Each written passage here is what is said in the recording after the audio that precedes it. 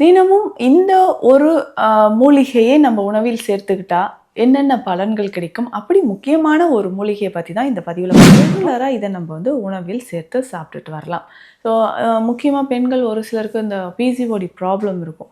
So இத சரி செய்றதுக்கு நம்ம என்ன பண்ணலான்னா, இந்த கீரை ரொம்ப ரொம்ப ஹீமோகுளோபின் லெவல் குறைவு அப்படின்னு சொல்லக்கூடிய நிலையும் நெறைய பேருக்கு இருக்கு. அனீமியா அப்படின்னு நம்ம சொல்ற இரத்த சோகை பிரச்சனை. இந்த இரத்த சோகை பிரச்சனையும் பெரும்பாலும் நெறைய பேருக்கு இருக்கு. ஸோ இது எல்லாமே நம்ம சரி செய்யணும். முக்கியமாக உடல்ல இருக்கக்கூடிய அதிகமான ரத்தம். ஸோ எக்ஸ்டர்னலா வெளிப்பிரயோகமாக இரத்த கட்டு இருக்கும்பொழுது, ஆமணக்கு இலையோட மணத்தக்காளி இலையும் சேர்த்து அரைத்து வச்சு நம்ம பத்து போட்டுக்கிட்டே வரணும். ஸோ இந்த மாதிரி செய்யும்பொழுது நம்ம உடல்ல இரத்த கட்டு இருக்கு, வீக்கம் இருக்கு அப்படின்னா, அதை கரைக்கிறதுக்கு நமக்கு பயன்படுது. ரொம்ப சிம்பிளா இந்த மணத்தக்காளி கீரைய டெய்லி நம்ம எப்படிங்க எடுத்துக்கலாம்? எனக்கு கீரை கிடைக்கல, ரெகுலரா கிடைக்கலங்க. இல்ல சமைத்து சாப்பிடுறதுக்கும் தினம்தோறும் முடியல அப்படின்னு சொன்னா, நெய் வடிவில் இதை எடுத்துக்கலாம்.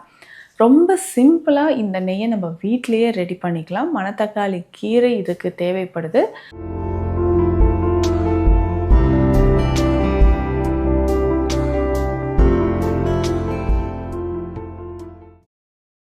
வரம் நேயர்களுக்கு வணக்கம். நான் டாக்டர் நித்யா, சித்தா ஃபிசிஷியன்.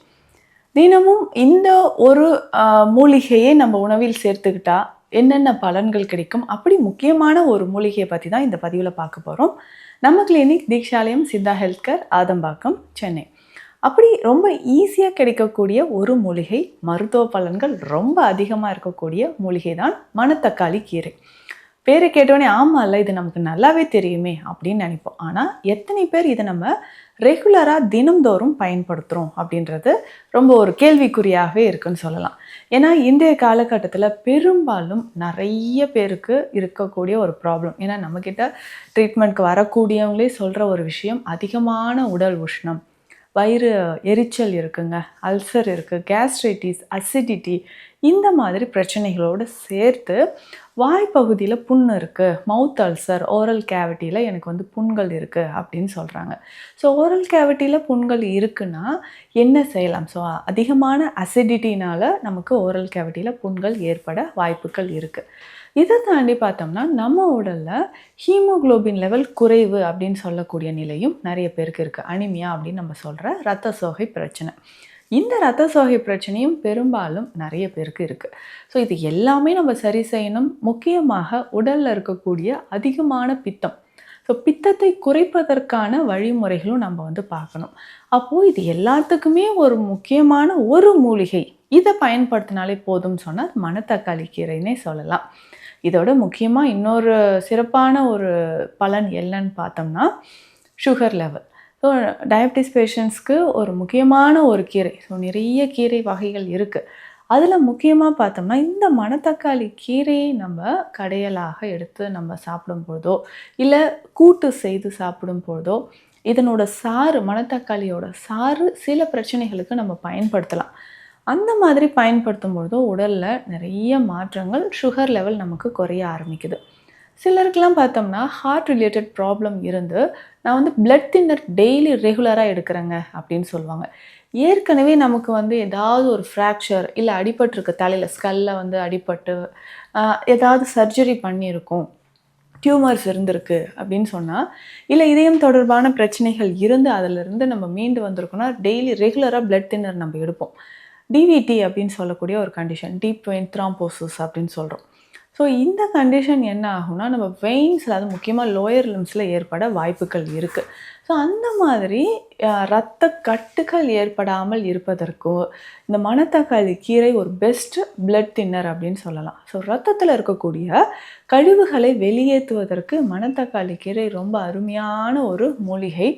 ரெகுலராக இதை நம்ம உணவில் சேர்த்து சாப்பிட்டுட்டு வரலாம். ஸோ முக்கியமாக பெண்கள் ஒரு சிலருக்கு இந்த பிசிஓடி ப்ராப்ளம் இருக்கும். ஸோ இதை சரி செய்கிறதுக்கு நம்ம என்ன பண்ணலான்னா, இந்த கீரை ரொம்ப ரொம்ப சிறந்தது. ஸோ இஞ்சி ஒரு சின்ன துண்டு எடுத்துக்கணும். 2 கைப்பிடி அளவு மணத்தக்காளி கீரை எடுத்து நல்லா அரைச்சி, மிக்சியில் அரைச்சி வடிகட்டி ஒரு 50லிருந்து 60 ml கொஞ்சமாக குடித்தா கூட போதும். ஸோ தினந்தோறும் காலையில் எம்டி ஸ்டொமக்கில் இது குடிச்சிட்டு வரணும். ஸோ இதனோட பலன்கள் பெண்களுக்கு ரொம்பவே சிறந்தது. ஸோ மெனோபாஸ் டைமில் நிறைய பேருக்கு எக்ஸஸ் ப்ளீடிங் இருக்கும். அதை சரி செய்கிறதுக்கு நமக்கு இந்த கீரை பயன்படுது. இந்த கீரையோட சாறு நமக்கு பயன்படுது. ரெகுலராக இதை நம்ம யூஸ் பண்ணிக்கிட்டே வரும்பொழுது நிறைய மாற்றங்கள் உடலில் நடக்க ஆரம்பிக்கும். இதயம் தொடர்பான பிரச்சனைகள் இருக்கிறவங்களும் இதை பயன்படுத்தலாம். வயிற்றுப்பகுதியில் புண்கள் இருக்குது, அல்சர் இருக்குது அப்படின்னாலும் இதை நம்ம ரெகுலராக யூஸ் பண்ணிட்டு வரலாம்.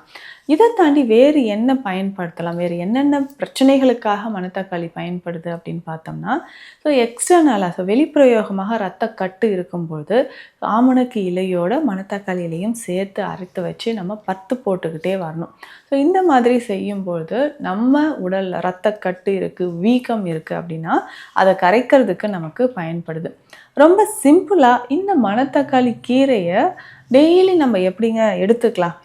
எனக்கு கீரை கிடைக்கல, ரெகுலராக கிடைக்கலங்க, இல்லை சமைத்து சாப்பிட்றதுக்கும் தினம்தோறும் முடியல அப்படின்னு சொன்னால் நெய் வடிவில் இதை எடுத்துக்கலாம். ரொம்ப சிம்பிளாக இந்த நெய்யை நம்ம வீட்டிலையே ரெடி பண்ணிக்கலாம். மணத்தக்காளி கீரை இதுக்கு தேவைப்படுது. ஸோ நெய் வந்து ஒரு 1/2 கிலோ 1 கிலோ எவ்வளவு உங்களுக்கு வேணுமோ அந்த அளவுக்கு எடுத்துக்கலாம். இப்போ 1/2 கிலோ நமக்கு வந்து நெய் இருக்குன்னா மணத்தக்காளி கீரையோட அளவு ஒரு 300 கிராம் அளவுக்கு எடுத்து அதை நல்லா அரைச்சி, ரொம்ப தண்ணி விட வேண்டாம், அரைச்சி அதோட சாறு நல்லா எடுத்து வச்சுக்கணும். நல்லா பிழிந்து அதோட சாறு எடுத்து வச்சிடணும். இதனோட ஒரு 20-30 கிராம் அளவுக்கு அதிமதுரம் பொடி இதில் சேர்த்து கலக்கணும். அதுக்கப்புறம் பார்த்தோம்னா ஏலக்காய் பொடியும் அதே அளவு சேர்த்து இந்த சாரோடையே சேர்த்து கலந்து எடுத்து வச்சிடணும். ஸோ இந்த சாறு நெய்யில் விட்டு கலந்து அடுப்பில் ஏற்றணும். ஸோ இது வந்து நல்லா பாயில் பண்ணிகிட்டே வரணும், நல்லா கொதி வரணும். ஸோ லோ ஃப்ளேமில் நல்லா கொதி வந்த பிறகு இந்த மணத்தக்காளி கீரை சாறு எல்லாமே நெய்யோடு கலந்து நமக்கு அந்த சாறு வந்து அடியில் திப்பி மாதிரி தேங்க ஆரம்பிக்கும்.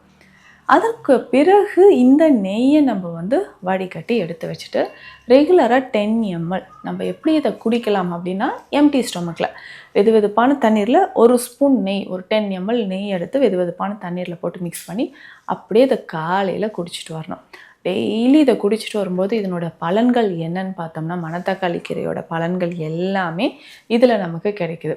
ஏன்னா இந்த நெய் ப்ரிப்ரேஷன் நான் நிறைய பேருக்கு நிறைய பதிவுகள்லையும் உங்களுக்கு நான் சொல்லியிருக்கேன்.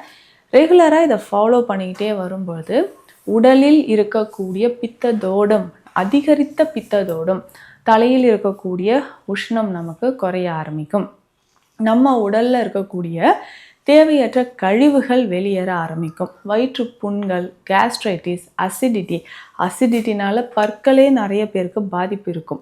ஸோ கேவிட்டிஸ் வர மாதிரி இருக்குங்க, பற்கள் வந்து ரொம்ப ரஃப்பாக இருக்குது அப்படின்னு சொல்லுவாங்க.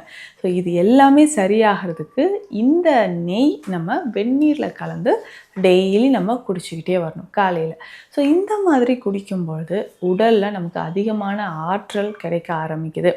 ஆற்றல் சொல்லும்போது அந்த புண்கள், பித்ததோடம் குறைய ஆரம்பிக்கும். மலச்சிக்கல் தொந்தரவு, பைல்ஸ் இருக்குது அப்படின்னா இதை தாராளமாக இந்த மூலிகையை நம்ம பயன்படுத்தலாம். அதுவும் இல்லாமல் இது வந்து டெமுல்சன்ட் அப்படின்னு சொல்லுவோம். டெமுல்சன்ட் அப்படின்னா உள்ளழல் ஆற்றி. ஸோ உள்ளே இருக்கக்கூடிய புண்கள், செல் டேமேஜ், நம்ம உடல் ஆர்கன்ஸில் ஏதாவது இன்ஃபெக்ஷன் இருந்தாலும் அதை குறைக்கக்கூடியது.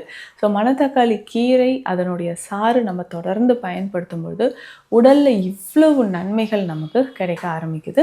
ஸோ ரெகுலராக இதை நம்ம யூஸ் பண்ணும்போது நிறைய பலன்கள் கிடைக்குது. முக்கியமாக பித்ததோடம், கண்ணெரிச்சல், தலைமுடி உதிர்தல் மற்றும் நுரையீரல் சம்மந்தப்பட்ட பிரச்சனைகள். இந்த நுரையீரல் சம்மந்தப்பட்ட பிரச்சனைகள்னு ஒன்று சொன்ன பார்த்தீங்களா, இதுக்கு ரொம்ப சிம்பிளாக என்ன பண்ணலான்னா, அந்த மணத்தக்காளி நெய்யிலேயே ஒரு 2 சிட்டிகை மிளகு தூள் சேர்த்து சாப்பிடலாம்.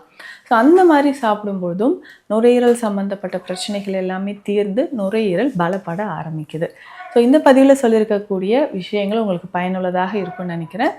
சித்த மருத்துவ ஆலோசனைகளுக்கு ஸ்க்ரீனில் இருக்கிற நம்பருக்கு காண்டாக்ட் பண்ணுங்கள். நன்றி.